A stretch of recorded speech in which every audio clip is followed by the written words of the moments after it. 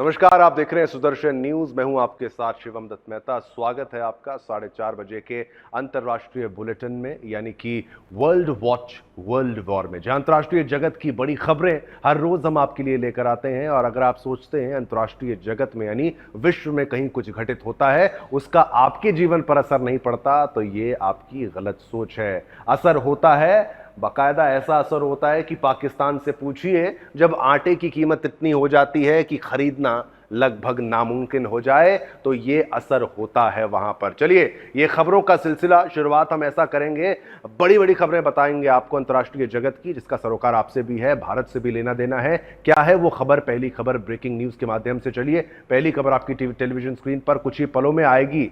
तो रूस के 2 दिवसीय दौरे पर जाएंगे प्रधानमंत्री नरेंद्र मोदी। 2 दिवसीय दौरे पर जाने वाले हैं प्रधानमंत्री नरेंद्र मोदी, और राष्ट्रपति व्लादिमीर पुतिन के निमंत्रण पर रूस जाएंगे और 16वें ब्रिक्स यानी BRICS ब्रिक्स शिखर सम्मेलन में शामिल होने की तैयारी है।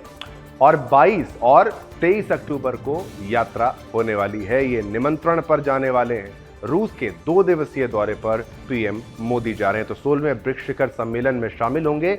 22 और 23 अक्टूबर को यात्रा करेंगे प्रधानमंत्री, भारत के प्रधानमंत्री नरेंद्र मोदी। BRICS ब्रिक्स का सम्मेलन है, जिसमें ब्राजील, रशिया, इंडिया, चाइना, ये सारे देश जो हैं उसमें शामिल हैं। और इसका जो सम्मेलन है, उसके अंदर शिरकत करने के लिए, उसमें जाने के लिए, शामिल होने के लिए स्वयं प्रधानमंत्री नरेंद्र मोदी जा रहे हैं। किसने बुलाया है?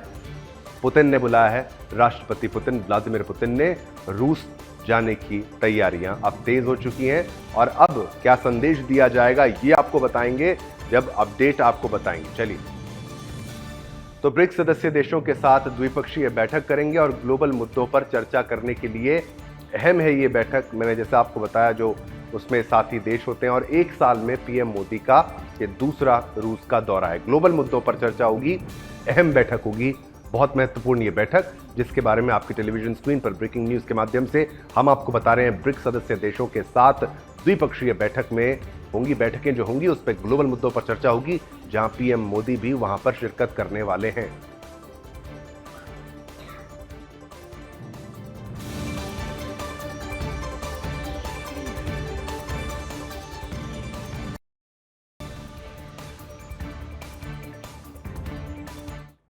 चलिए, अब आते हैं अगले मुद्दे का रुख करते हैं। बात करेंगे इजराइल की, और क्या कुछ हुआ है अपडेट आपको बताते हैं। याह्या सिनवार का इजराइल ने खात्मा कर दिया है। जी हां, बड़ी खबर आपको बता रहे हैं। इजराइल ने खात्मा कर दिया है उस आतंकवादी का जिससे दहशत में था वो पूरा इलाका। आईडीएफ के मुताबिक गाजा में इजराइल के हमले में हमास के 3 आतंकी मारे गए हैं, और इनमें याह्या सिनवार भी शामिल है। और इसकी पुष्टि आपको बता दें डीएनए जांच से हुई है कि भाई वो याह्या सिनवार था या नहीं था। आतंकवादी पलट सकते हैं, लेकिन डीएनए जांच की गई और अब जश्न का माहौल है इजराइल में, क्योंकि एक बार पहले भी याह्या सिनवार को मृत घोषित किया जा चुका है। और इस बीच खबर ये भी आई थी कि याह्या सिनवार जिंदा है, और अब इजराइल कोई और रिस्क लेने को तैयार नहीं था। इसलिए अब डीएनए टेस्ट करवाकर इस बात की घोषणा की गई है कि याह्या सिनवार जो है वो मारा गया। ये वो तस्वीरें हैं उस जगह की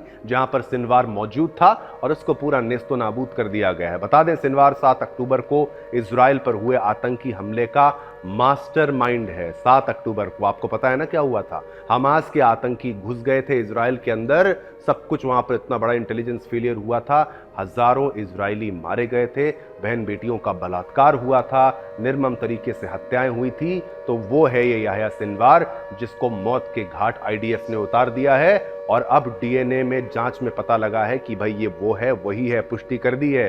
क्योंकि पहले भी खबर आई थी मार दिया, वो मुकर गए थे, लेकिन इस बार जो मारा है उसके बाद डीएनए कराया और कहा है भाई लीजिए, अंततः हमने मार दिया है, अंत कर दिया है उसका। और इससे पहले भी आईडीएफ ने बयान जारी किया था और कहा था कि गाजा में 3 आतंकी मारे गए थे। चलिए, बड़ी स्क्रीन पर आपको वो पूरा इलाका दिखाते हैं जहां पर वो बर्बादी करी गई है इजराइल के द्वारा, खत्म कर दिया आतंकवादियों को। तस्वीरों को देखकर माना जा रहा है कि उनमें से एक याह्या सिनवार हो सकता है। इजरायली सेना पहचान करने में जुटी हुई है कि आप देखिए कि हमले में मारा गया आतंकी सिनवार ही है या कोई और। हालांकि इजरायली मीडिया तस्वीरों के आधार पर सिनवार के मारे जाने का दावा कर रही है, और आप देखिए कैसे डीएनए से भी इसको पुष्टि जो है वो कर ली गई है कि ये सिनवार ही था। चलिए आपको सुनवाते हैं कि सिनवार की मौत की पुष्टि के बाद आईडीएफ के प्रवक्ता और इजराइल के राष्ट्रपति बेंजामिन नेतन्याहू ने क्या कुछ कहा है। चलिए सुनाते हैं आपको। בפניכם היום כדי לבשר לכם שיחיא סנוואר חוסל. מי שביצע את הטבח הנורא ביותר בתולדות עמנו מאז השואה, רב המרצחים שרצח אלפי ישראלים, חטף מאות אזרחינו, חוסל היום על ידי חיילינו הגיבורים. והיום, כפי שהתחייבנו לעשות, באנו איתו חשבון. היום הרוע ספג מכה קשה, אבל המשימה שלפנינו עדיין לא הושלמה. לעמי האזור אני אומר, בעזה, בביירות, ברחבי האזור כולו, החושך נסוג והאור עולה. דף, הנייה, סנוואר, נסראללה, מוחסן, אקיל ורבים משותפיהם אינם. אני קורא לכם, עמי האזור, יש בפנינו הזדמנות גדולה לבלום את ציר הרשע וליצור עתיד אחר, עתיד של שלום, עתיד של שגשוג באזור כולו. ביחד אנחנו יכולים להדוף את הכללה ולקדם את הברכה. אני ניצב בפניכם היום כדי לבשר לכם שיחיא סנוואר חוסל. מי שביצע את הטבח הנורא ביותר बता दें कि सिनवार को अगस्त में ही हमास चीफ बनाया गया था। 31 जुलाई को तेहरान में इस्माइल हानिया की मौत के बाद याह्या सिनवार को हमास की कमान सौंपी गई थी। छोटा आदमी नहीं मारा है, कमान जिसके हाथ में थी उसको मारा गया है। गुरुवार को इजरायली सेना ने सोशल मीडिया प्लेटफॉर्म एक्स पर पोस्ट कर जानकारी दी है कि गाजा में आईडीएफ के ऑपरेशन के दौरान मारे गए 3 आतंकियों में से एक याह्या सिनवार हो सकता है। आईडीएफ प्रवक्ता ब्रिगेडियर जनरल डैनियल हगारी का बयान भी सामने आया है। क्या कुछ कहा है उन्होंने, आपको वो भी सुनाते हैं। Yahya Sinwar, the leader of Hamas terrorist organization who was responsible for the October 7th massacre, is dead. Sinwar was responsible for the most brutal attack against Israel in our history, when terrorists from Gaza invaded Israel, massacred Israelis in their homes, raped our women, burned entire families alive, and took over 250 men, women, children, and babies hostage into Gaza. 101 hostages still remain in captivity in brutal conditions. For the past year, Sinwar tried to escape justice. He failed. We said we would find him and bring him to justice, and we did it. It was Yahya Sinwar who decided to wage war with Israel while hiding behind civilians in Gaza. Since the beginning of this war that Sinwar started on October 7th, we've said our war is with Hamas, not with the people of Gaza. And we mean it. Our work is not done. We will not rest until we bring home all our hostages by any means. And we will continue to operate until we complete all our missions in defense of the people of Israel. तो कुछ दिनों पहले Sinwar को लेकर दावा किया गया था कि वे इजरायली बंधकों के बीच छिपा हुआ है, जिससे इजराइल उसे आसानी से निशाना ना बना सके। वहीं इससे पहले भी सिनवार के मारे जाने की खबर सामने आई थी, लेकिन इजरायली सेना उसकी पुष्टि नहीं कर पाई थी। चलिए अब आपको ये मैं बता रहा हूं कि पुष्टि अगर पहले नहीं हो पाई थी तो क्या अब हो पाई है, कैसे हो पाई है, क्योंकि हमने आपको डीएनए रिपोर्ट के बारे में ये बताया था। चलिए आपको अब ग्राफिक्स के माध्यम से बताएंगे कौन था याह्या सिनवार। इस ग्राफिक्स के माध्यम, चलिए बड़ी स्क्रीन पर चलते हैं। आइए बड़ी स्क्रीन पर आपको दिखाते हैं कौन था याह्या सिनवार। लीजिए आपकी स्क्रीन पर ये मुद्दा आ भी गया है, आराम से आपको दिखाएंगे कौन था ये। देखिए याह्या सिनवार हमास का पॉलिटिकल चीफ था। पॉलिटिकली ये लोग काम तो आतंकवादी वाला करते हैं, लेकिन पॉलिटिकल चीफ था। इस्माइल हानिया की मौत के बाद संगठन का ये चीफ था, यानी हेड था, यही मालिक था एक तरीके से हमास का, ठेकेदार हमास का। अब बुचर ऑफ खान यूनिस, जिसे लादेन भी कहा जाता है, तो उसकी लादेन से तुलना की जाती थी। सोचिए आतंकवादी लादेन, उससे तुलना सिनवार की जाए तो लादेन को कितना बड़ा टारगेट समझा जाता था, तो याह्या सिनवार उसी लेवल का था। साल 2015 में अमेरिका ने घोषित किया ग्लोबल टेररिस्ट, तो ग्लोबल टेररिस्ट की श्रेणी में ये आतंकवादी था। और अब आप देखिए 22 सालों तक इसने इजरायली जेल में रहा था ये सिनवार। इसकी बात भी आपको करते हैं, चलिए फिर आगे बढ़ेंगे। 7 अक्टूबर को इजराइल में हुए नरसंहार की साजिश जो थी वो इसी के द्वारा रची गई थी। ये है याहिया सिनवार, ये वो आतंकवादी है जिससे इजराइल परेशान था। 7 अक्टूबर का मास्टरमाइंड ये था। वापस आते हैं, इजराइल ने सिनवार को 3 बार गिरफ्तार किया था। 3 बार गिरफ्तार किया था, लेकिन पॉलिटिकली अगर आप एक्टिव होते हैं तो कोई ना कोई बहाना निकाल ही लेते हैं। तो ऐसे आप भारत में भी सोचिए, कुछ ऐसे लोग हैं क्या, उन्हें चिन्हित करने की जिम्मेदारी आपकी है। एक इजरायली सैनिक के बदले छोड़ने पड़े थे 127 कैदी। ठीक है, चलिए अब याहिया सिनवार हमास का पॉलिटिकल चीफ था, ये भी हमने आपको बता दिया।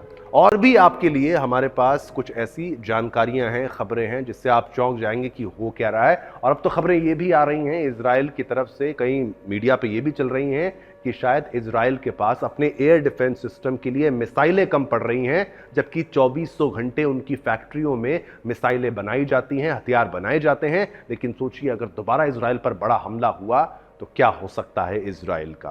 की मौत की पुष्टि हो चुकी है। अमेरिका का क्या बयान आया है, लीजिए आपकी टीवी स्क्रीन पर। याहिया सिनवार की मौत पर अमेरिका का बयान सामने आया है। बयान आपको बता देते हैं। इजराइल के पास हमास को खत्म करने का अधिकार है। ये लीजिए, मुंह पे तमाचा हमास के मारा अमेरिका ने। इजरायलियों की हत्या और अपहरण, दी लीजिए, नेतन्याहू से बंधकों को वापस बुलाने पर होगी चर्चा।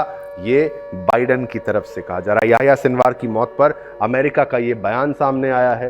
और इजराइल के पास हमास को खत्म करने का अधिकार है, ये एक तरीके से मुहर लगा दी है सबसे शक्तिशाली देशों में से एक, यानी अमेरिका ने कह दिया है नेतन्याहू से बंधकों को वापस बुलाने के लिए बैठक करेंगे, बातचीत करेंगे। याहिया सिनवार की मौत पर यह है अमेरिका का बयान। अब जितना रोना है रोना रोया जाए, लेकिन उसका कोई असर नहीं। अब अगला टारगेट मुझे तो जहां तक समझ में आता है वो ईरान ही बचा था। ईरान का ही अब इलाज बाकी है, लेकिन इस बीच इजराइल अकेला ये सारी चीज़ें करें ऐसा संभव नहीं है। उसको भी साथियों की आवश्यकता होगी, दोस्तों की आवश्यकता होगी। एक तरीके से बाइडेन एडमिनिस्ट्रेशन की तरफ से ऐसा बयान आना एक अच्छी खबर हो सकती है इजराइल के लिए। लेकिन बाइडेन पर कितना भरोसा किया जाए? क्या बाइडेन ट्रंप जैसे भरोसेमंद व्यक्ति हैं? मुझे तो नहीं लगता। ट्रंप अगर जीते तो शायद एक अलग स्थिति हो, ना होता रूस यूक्रेन का युद्ध और ना होता ये इजराइल और हमास के बीच युद्ध अगर होते ट्रंप, ऐसा कहा जाता है। ये हमारी भी ओपिनियन है। लेकिन बड़ी खबर आपको बताएं, इजरायलियों की हत्या और अपहरण को लेकर भी बातचीत करने की बात यहां पर कही है बाइडेन ने। नेतन्याहू से कई मुद्दों पर बातचीत की बात कही है। याहिया सिनवार की मौत पर अमेरिका का यह बड़ा बयान।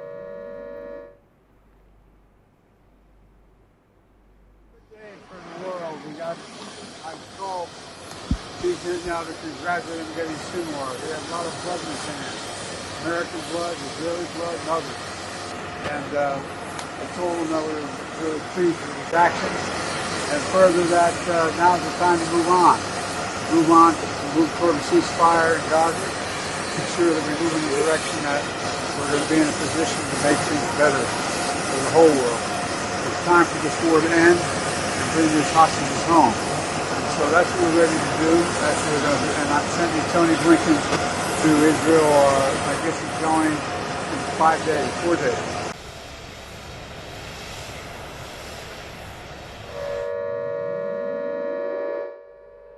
तो पूरे दुनिया के लिए अच्छे दिन के रूप में इसको बाइडेन ने बता डाला।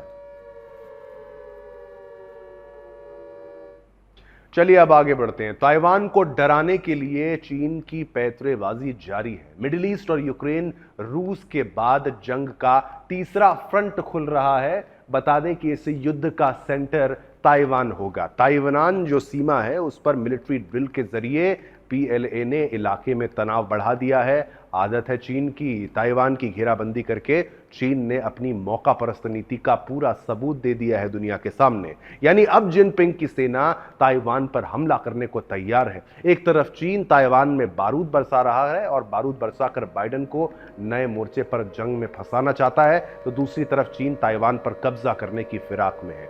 युद्ध के लिए चीन की तैयारियों के बाद ताइवान भी अब हाई अलर्ट पर है। चीन की इस हिमाकत के बाद कैसे तनाव बढ़ा हुआ है, हमारी ये स्पेशल रिपोर्ट देखिए और मामले की गंभीरता को समझिए।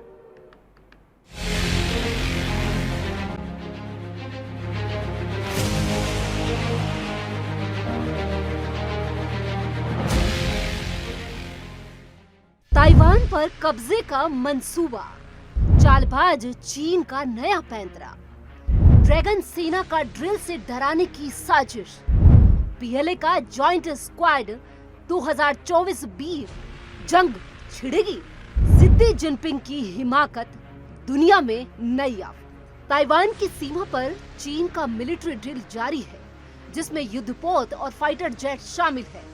युद्ध अभ्यास का नाम जॉइंट स्क्वाड 2024 बी रखा गया है, जिसका लक्ष्य ताइवान पर दबाव बनाना और अपनी ताकत का प्रदर्शन करना है। जॉइंट स्क्वाड 2024 बी की चीन ने एक एनिमेटेड वीडियो भी जारी किया है। इस वीडियो में ताइवान का मैप दिखाया गया है और उसके चारों ओर घेराबंदी की गई है। जल, थल और नभ तीनों जगह से ताइवान को घेरा गया है और इसी घेराबंदी के चलते चीन अपनी चालबाजी दिखा रहा है। ताइवान के ऊपर चीन के फाइटर जेट्स उड़ रहे हैं, साथ ही समुद्र में जहाजों का एक बेड़ा उतारा गया है। सैन्य अभ्यास से इस वीडियो के जरिए चीन ने ये बताने की कोशिश की है कि वो कैसे ताइवान पर कब्जा कर सकता है। इस वीडियो में ताइवानी राष्ट्रपति और प्रधानमंत्री की भी तस्वीर लगाई गई है, जिसमें उन्हें बेहद मायूस दिखाया गया है। आपको बता दें कि 14 अक्टूबर को चीन की पीएलए ईस्ट थिएटर कमांडर ने जॉइंट स्क्वाड की शुरुआत की और तब से ही चीन की ओर से लगातार ताइवान को डराने की कोशिश की जा रही है। चीन की सेना ने लगातार 13 घंटों तक ड्रिल की। इसी बीच ताइवान को उत्तर, दक्षिण, पूर्व और पश्चिम से घेर लिया गया। चीन की नौसेना, वायुसेना और रॉकेट बल ने अपना ताकत का प्रदर्शन किया और इस ड्रिल के दौरान ही सांकेतिक तौर पर ताइवान के ऊपर अलग अलग मोर्चों से हमला किया गया। 15 अक्टूबर की सुबह तो ताइवान के आसपास चीन के 14 पौध और 12 आधिकारिक जहाज देखे गए, जबकि 153 सैन्य विमानों को उड़ान भरते देखा गया। इसमें से 111 ने ताइवान स्ट्रेट की मध्य रेखा को पार किया, दक्षिणी पश्चिमी क्षेत्र में एंट्री कर ली। चीन इसे अपनी सैन्य क्षमताओं की ट्रेनिंग बता रहा है, लेकिन हकीकत तो ये है कि चीन इसे ताइवान को छीनने और ताइवान की स्वतंत्र होने के दावे को दबाने के रूप में देखा जा रहा है। सैन्य अभ्यास के दौरान चीन ने ये साफ किया है कि वो ताइवान पर बल का प्रयोग नहीं करेगा। इसकी कोई गारंटी नहीं देता है। मतलब साफ है कि चीन अपनी हरकतों से बाज नहीं आएगा।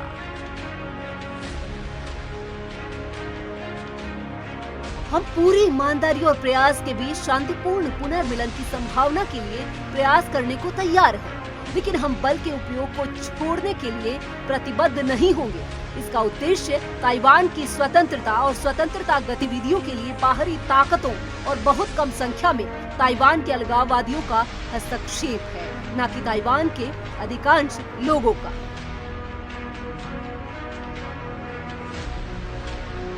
बाहरी ताकतों का जिक्र करके चीन ने अमेरिका पर निशाना साधा। असल में ताइवान खुद को एक स्वतंत्र राष्ट्र मानता है, लेकिन चीन उसे अपना हिस्सा बताता है। इसीलिए दोनों के बीच में टकराव है और इसीलिए चीन ताइवान के खिलाफ अलग अलग हथकंडे अपनाता है। ताइवान के बढ़ते रुतबे को देखकर जिनपिंग और उसकी सेना आग बबूला है। दरअसल इसी महीने की 10 तारीख को ताइवान की स्थापना के मौके पर राष्ट्रपति चीन ने यह कहकर चीन को मिर्ची लगा दी कि बता दें कि चिंग तेई ने चीन को मातृभूमि कहने से मना कर दिया था और कहा कि आधुनिक चीन का स्थापना ताइवान से हुई है। साथ ही पूरी आजादी की भी बात कही थी और बौखलाए चीन ने इसके बाद ताइवान को धमकाने के लिए joint squad 2024 B drill launch कर दिया। चीन ने खुली धमकी देते हुए बता दिया कि जॉइंट स्क्वाड ड्रिल का लक्ष्य ताइवान पर 2 तलवार लटकाना है। पहली सैन्य सज्जा है, यानी चीनी सेना ताइवान पर हमला करेगी, और दूसरी तलवार न्यायिक सजा है, जिसके तहत ताइवान के राजनीतिक नेतृत्व को गिरफ्तार किया जाएगा। चीन इस मुद्दे पर लगातार अमेरिका को भी घेरता आ रहा है। बता दें कि अमेरिका समेत कई पश्चिमी देश ताइवान के समर्थन में है और इसीलिए चीन ज्यादा आक्रामक रवैया दिखा रहा है। चीन की इस हरकत के बाद भी ताइवान डरा नहीं और अपनी सेना को अलर्ट कर दिया। ताइवान ने इसके बाद चीन को चेतावनी भी दी कि अपनी हरकतों से बाज आ जाए। बता दें कि चीन और ताइवान की दुश्मनी पुरानी है। चीन के ताइवान पर सीधे आक्रमण नहीं किया है, लेकिन ताइवान को डराने के लिए चीन ऐसे हथकंडे अपनाता रहता है। Bureau report, Sudarshan news.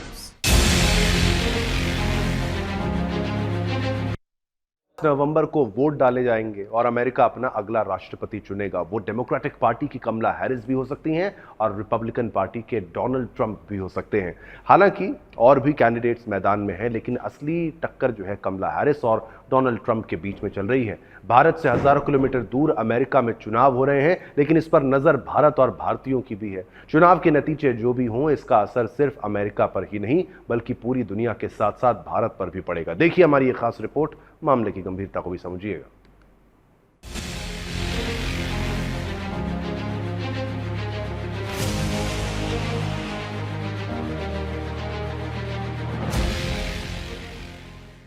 Bharat से हजारों किलोमीटर दूर अमेरिका में चुनाव हो रहे हैं, लेकिन इस पर नजर भारत और भारतीयों की भी है। चुनाव के नतीजे जो भी होंगे, इसका असर सिर्फ अमेरिका पर ही नहीं बल्कि पूरी दुनिया के साथ साथ भारत पर भी पड़ेगा। असर इतना पड़ेगा कि चुनाव अमेरिका में और असर इंडियन स्टॉक एक्सचेंज पर।